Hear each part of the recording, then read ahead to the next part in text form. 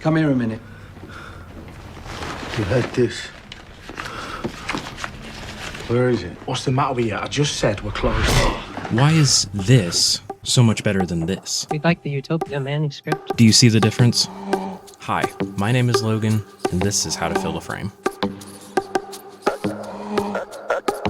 So picture this. You're looking for a new show to watch, you come across something with an intriguing premise, but then the shots look like this. Single people in the middle of the frame, poorly lit for what's obviously a green screen behind them, and actors just regurgitating lines to a tennis ball. My point is, this is lazy filmmaking, and really boring. And nowadays, it's everywhere. So imagine watching this instead. This is Utopia, a British drama from 2013. And already, just from a few shots, you can tell that this show is different. But why? Well, I'll give you a hint. A lot of it has to do with this guy, Mark Munden. Mark is the director of Utopia, and in this essay, I want to examine how he created an amazing atmosphere to an already incredible idea from Dennis Kelly. So how does he do it? Well, in an interview with Directors Now, he has this to say. I am obsessed by film grammar. I have learned that is probably the most important thing to get right. And I have learned one small thing in television, the difference between compromising and feeling compromised. See, this is what separates Utopia from the rest. A clear sense of tone and knowledge of what makes that world unique. Because a good director has a strong understanding of what the project is they're working on, and they do everything in their power to create that vision. But what I find most interesting is that is not what Mark set out to do, at least in his words. I don't look at other drama and go, how can we make it different? There weren't lots of gags, but there was lots of wry humor, and it was really important to me to bring out all that humor, even though the subject matter was really, really dark.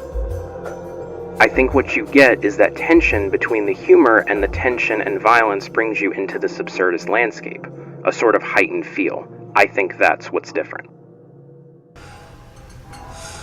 My name's Pietro. And if you ask me, he accomplishes that perfectly. This is disgusting. So, okay, we should let our actors breathe and let them have comedic moments, even if they aren't supposed to be. It makes uncomfortable moments funny and vice versa. Is that all of it?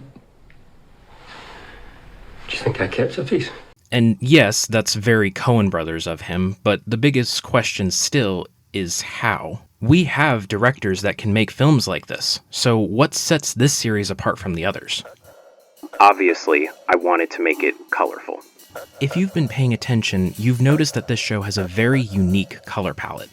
It's a strange look of comic book saturation and sickly behind the scenes. And this was completely intentional.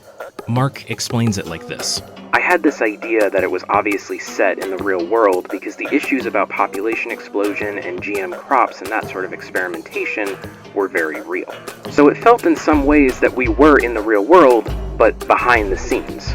It was a bit like being on the North London line and seeing the houses from the back, things that you've never seen before. It was an attempt to see that real world in a very different way. Okay, so now that we know about the color, what else is there to understand? Well, I think it comes down to two things. One, an understanding of what every scene needs to accomplish. A good story has little to no filler.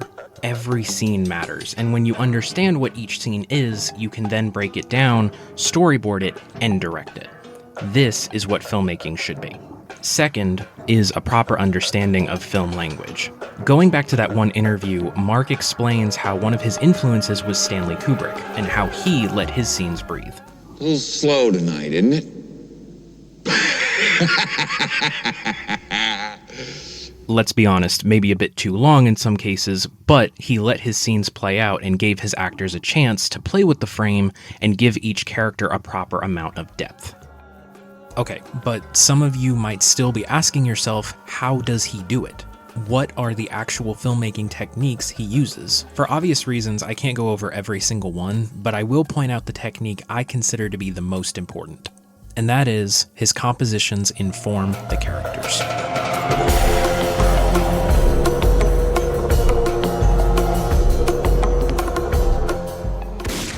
Utopia is a show about how people are always being watched. There is always something bizarre and alien about people from the network, so how do you show that? Well, if you're Mark Munden, then you give them odd amounts of headroom. How do you show that something as complex as killing is mundane for them? Again, if you're Mark Munden, you make an assassination a oneer.